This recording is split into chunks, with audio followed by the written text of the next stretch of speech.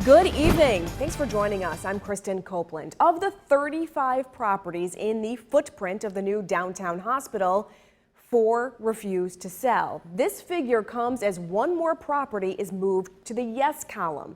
News Channel 2's Jason Powell is live here in the studio with your top story. Jason.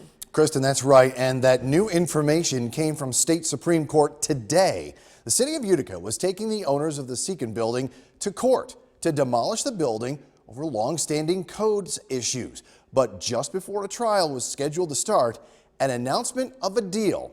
The city's attorney stood up and declared an agreement was reached between the Seacon family and the Mohawk Valley Health System. Now, the old television and appliance store is on the corner of Columbia and Cornelia Streets. Utica would have been tasked with the eminent domain proceedings if it came to that. But instead, the plan is to close on the sale 2 weeks from tomorrow. They have been in negotiations with the Mohawk Valley Health Systems to sell the property to them. And they came around and agreed to sell their property to Mohawk Valley Health Systems. So now Mohawk Valley Health Systems, with the fully executed contract, is the equitable owner. They have a closing date that is now set for June 28th of this year, when Mohawk Valley will actually take title to that for, the hospital footprint.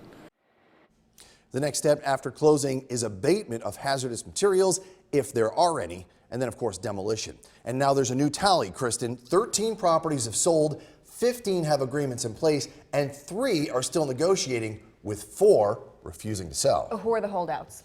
Well, right now, property owned by Brett Truitt of the No Hospital Downtown Group, Enterprise, Citation Services, and one that has yet to be named. And you talked about the eminent domain proceedings. The city was charged with eminent domain proceedings for where the hospital and parking lots will be.